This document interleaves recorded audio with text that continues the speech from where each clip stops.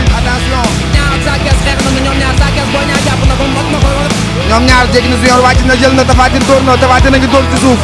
attention Sa Thiès ak Boy Niang ñoom ñaar xeex nañu attention kaw Sa Thiès Boy Niang daan na ko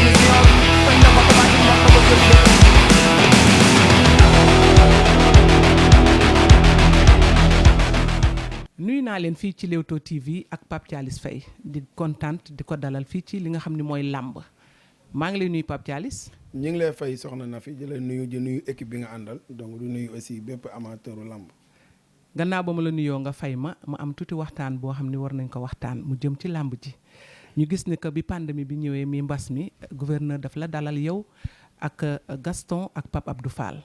amoon benn arrêté bu mu jëloon depuis le 27 juillet ñaari fan moo des pour que mu mat weer ba tey kenn gisu ci lenn kenn déggu ci lenn noo ko jàngatee. waaw soxna na fi je pense que wax nañ ko waxaati ko gouverneur ba mu ñu recevoir première rencontre bi c'était ñu mën a waxtaan xool ki nekk ay propositions yu muy indi buñ ci ñoom seen propositions yi ñu jox ñu xool ko waxtaan si dafa deuxième jour boo xam mooy deuxième réunion bi c'était pour ñoom ñu indi ñu li nga xam ne lañ décidé maintenant ñoom lu ñu décidé buñ ko décidé ba pare état la donc pandémie fu mu toll noonu ak situation sanitaire bu nekkoon ci dëkk bi donc état rek moo am droit ne day reporter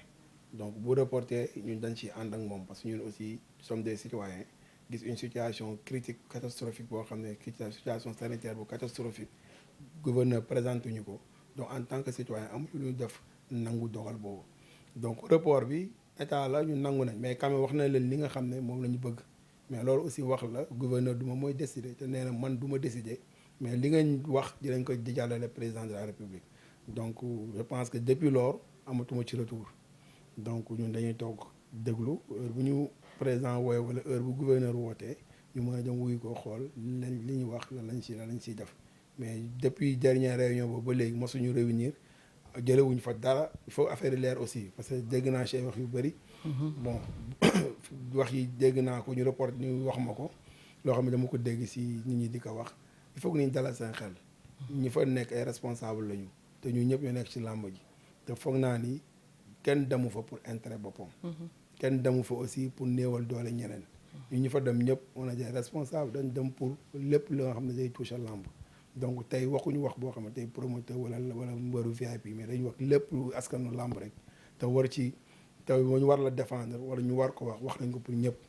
depuis loolu nag du xaalis du dara lu ñu fa jëlee lu dul wax en tant que responsable ñu nag ñoom en tant que citoyen ak autorité ñu wax ñu nangu loolu bàyyi leen ñoom ñu doxal président nag mooy xool moom mooy jiite ñëpp mooy kilifa ñëpp donc moom mooy xool li nga xam ne ni incha allah dina ko def pour jàppale làmb ji mu jàppale làmb ji parce que en tant que président de la République di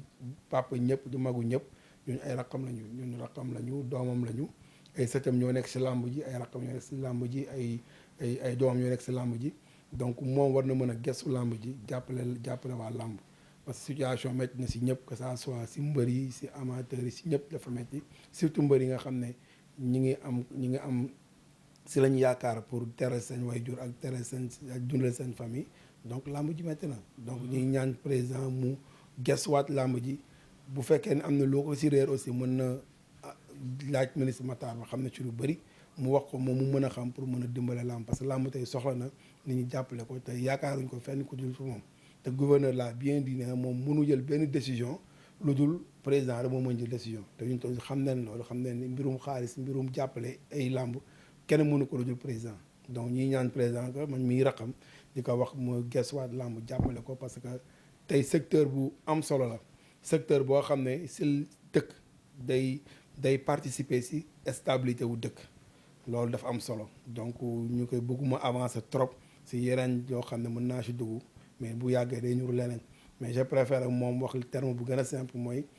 làmb secteur de développement la en même temps c'est un secteur de stabilité d'un pays surtout pays bu ñu nekk nga xam ne suñu culture la donc loolu aussi di se lancer appel président de la république nga xam ne frère am la ay frère am ñoo fa nekk ay doomam ñoo nekk ci làmb ji na gesuwaat làmb jàppale nañ parce que soxla nañ ko. mu nekk ay kàddu yu am solo làmb suñu sport la ñoo ko moom jéggaane wuñu ko te ku nekk daf ciy gis boppam jaaykatu crème bi jaaykatu glace bi jaaykatu mango jaaykatu tout ku nekk daf ciy gis boppam kon ak lu làmb ñu ngi la koy ñaan DG mi ngi la koy ñaan Thialis mi ngi la koy ñaan mais ci kaw ci biir ci sa biir wax maa ngi dégg yaa ngi wax ténor te ñu organiser woon le 4 août vaccination foofu ci arena te gisuñu fa benn ténor est-ce que loolu taxul làmb di gën a suuxat di gën a non xam nga vaccination bi dañ ko def pour ñëpp bépp acteuru làmb mais mbër yi amateur yi ñëpp dañu war a dem vacciner wu parce que tey feebar fu mu toll vaccination bi rek mooy dimbale nit ñi donc ténor yooyu ngay wax ñu si bëri vacciné wu nañ avant parce que ñoom dañu war a joxe bon exemple donc ñoom bokk nañ ci première vague yi nga xam ne ñoom ñoo dem njëkk a dem vacciné wu pour joxe exemple pour que population yi waxuma sa au-delà de la lutte mais bépp citoyen rek gis benn ténor comme Balla Gaye wala Modou Lo ñàkku dina tax ñëpp ñàkku donc loolu moo tax ñoom journée boobu fekk na ñoom ñëpp ñu ñàkku ba pare donc il faut ñu comprendre ko noonu fekk na ñoom ñu njëkk a ñàkku moo tax ba ñu journée vaccination bi commencé aussi gisoo lañ fa parce que ñàkku lañ ba pare parce que ñoom ñooñu ñëpp képp ku si voyage yi il faut nga wane li tax nga il faut nga ne benn passe sanitaire donc passe sanitaire mooy nga ñàkku te ñoom def nañ ko donc seen absence journée vaccination bi c'est mën nañ ko justifier que ñoom ñëpp dañ ñàkku moo tax waaw. loolu mooy passe sanitaire bi nga xam ne ñu ngi ci doon waxtaan am ñoo xam ne nee nañ gisuñu ci ténor yi kon leer na koo leen fa gisul rek ñàkku na ba ci ñun ñii fii waa Leewtoo démb rek ñëw nañ fii ba ñàkkuñu ñun ñëpp suñu deuxième vague ba tey rek ñu gis Tapha Tine def sortie ni que le 31 juillet ci la ki nga xam ni moom mooy Gaston Mbengue jëlaat Bombardier ak Balla Gaye jëloon na nag bien avant yéen ñaar da ngeen jiitle woon ay date muy laaj ndax est-ce que yow tamit doo toppaat ci date boobu est-ce que loolu noo ko jàngatee ak noo ko xalaatee en tant que ki tëgg Tapha Tine ak Boy Niang te combat boobu defe naa ni mi ngi ci sous contrat. waaw di préciser waat nag si vaccination bi. ñun Leewtoo vacciné wu nañ première dose AstraZeneca bi. ñëwaat na démb lañ def deuxième dose bi parce que mi ngi soog a ñëw. donc ñun ñëpp ñàkku neen suñu voisin aussi ñàkku neen. donc pour wax ni moo tax ñun aussi kenn gisuñu si foofu. parce que li ñu waroon jël vaccin bu ñu waroon jël amu fa woon. donc suñu vaccin ñëwoon na semaine bi démb ñun ñëpp jël nañ vaccin bi. donc tey motal nañ 2 doses yi et puis ñu ngi xaar bu amee 3e dose aussi dañ ko jël incha allah. kon leer na képp ku nekk Leewtoo rek def nga sa ñaari vaccination yi première dose deuxième dose Astra bi. maintenant affaire Tapha Tine je pense que ni làmb ji moom c'est très clair. man nekkuma fi pour suivre datu nit. xëy na coïncidence la datu le 8 août bi ñun moomuñu ko woon. promoteur bu baax di suñu frère moo ko moomoon mi kii mbay ñëw jox ñu ko. pour que ñu mën a tëgg làmb ji. donc mu coïncider aussi une semaine après combat wu Gaston Mbengue. mais c'est pas dit que ñu loolu la ñuy topp parce que ñu topp ñu kenn ci ay datam. li nga xam ne ñu làmb ji ñun ba ñuy def contrat c'est au mois de novembre. novembre 2020 je pense ou 2019. te ba ñuy def 2020. donc ba ñuy def contrat bi prévoir woon neen que ni pandémie dina sori moo taxoon contrat bi sur 2 ans lañ ko defoon. egg na ba fan. ba saison fin 2022. il faut que loolu aussi nit ñi xam ko. que mbëri aussi mën a respecter le contrat. ñun lu ñuy def ci contrat lañ koy def. donc ñun li ñu lié c'est le contrat moo ñu lié. donc datuma Samba ou datuma Demba jël na date bi man intéressé woon parce que liéwuma ak moom. donc man maay xool kañ laa mën a tëgg làmb ji ma tëgg ko pour mën ci li ñu ci investir ñu mën ci am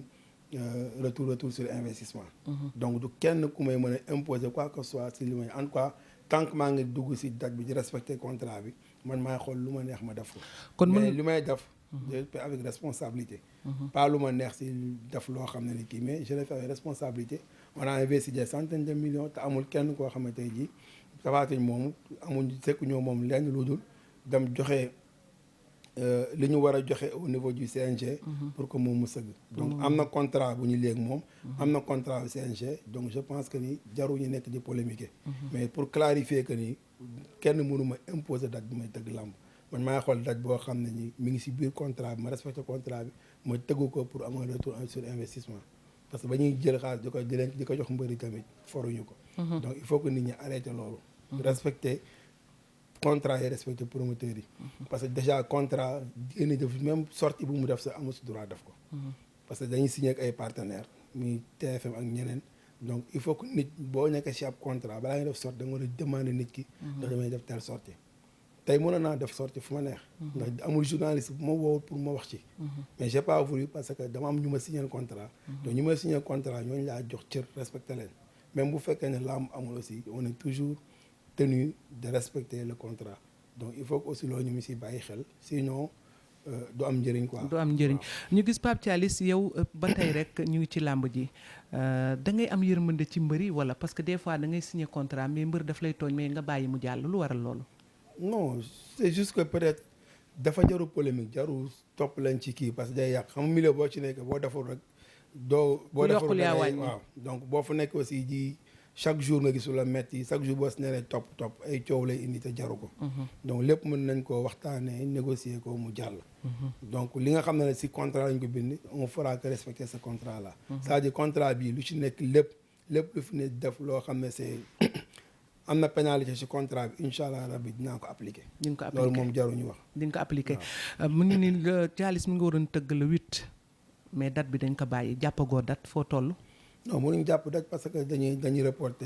reporter combat yi. donc ñun balaa ñu mën a jàpp date état si boppam bu ko reporter na joxe avalam na lamb ji commencé na. donc tant que état waxu ko ñu des républicains duñ joxe date. moi je préfère ne pas donner de date. parce que peut être nekkuma ci état.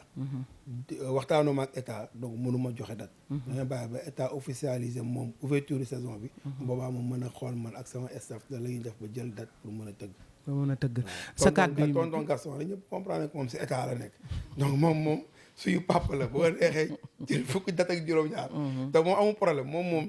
mën na jël date parce que si état la nekk jege na état. donc am na lu bëri xam na ko xamuñu ko. donc ça se comprend mais loolu aussi waru tax ñu topp ko ci terrain boobu. on est des responsables comme moom ni mu nekkee suñu papa nekk responsable on est doomam lañu mais on est aussi responsable. donc lu ñuy def dañ koy def ci lu leer. donc on suit personne on attend que état bi nga xam ne moo jël décision reporter combat bi. bu ñëwee ba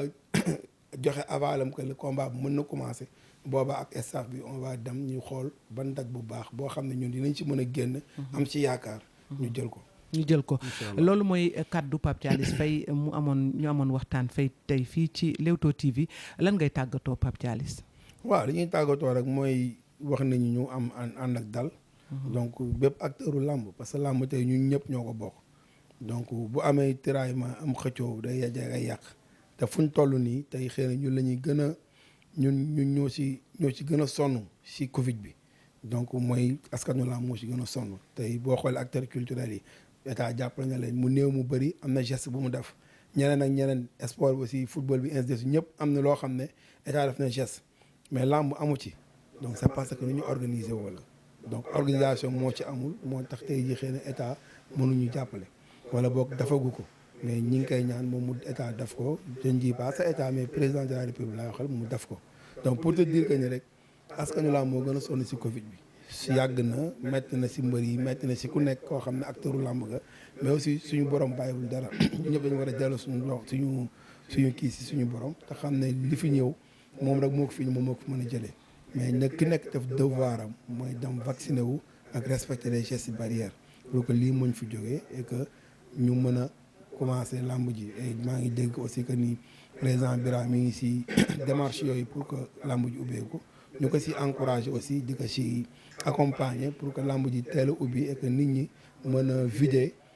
lamb yi combat yi nga xam ne moo nekkagum en vue donc je pense que loolu daal laa ci wax donc ñu lance waat un appel au président de la république pour wax ko ni moom moo yilif ñëpp donc yilif mbëri te tey mbëri nekk na benn masse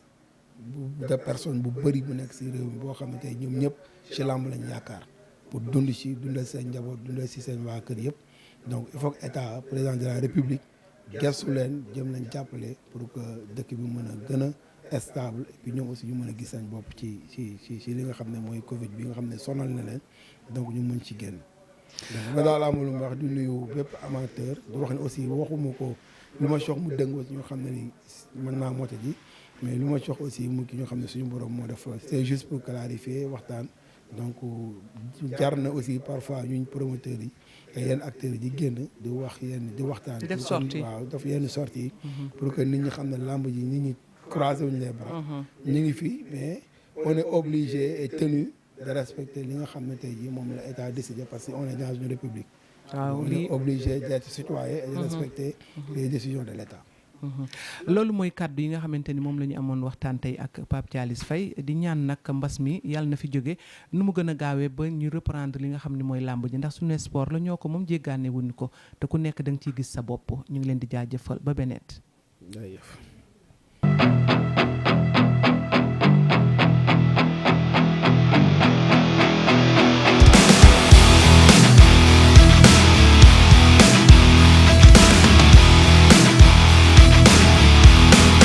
moom Yékini Junior Tapha Tine attention ñaar Sa Thiès xeex nañu ñoom ñaar Sa Thiès Boy Niang jàpp na ko mot na ko ñoom ñaar Yékini Junior wàcc na jël na Tapha Tine dóor na Tapha Tine a ngi dóor ci suuf attention Sa Thiès ak Boy Niang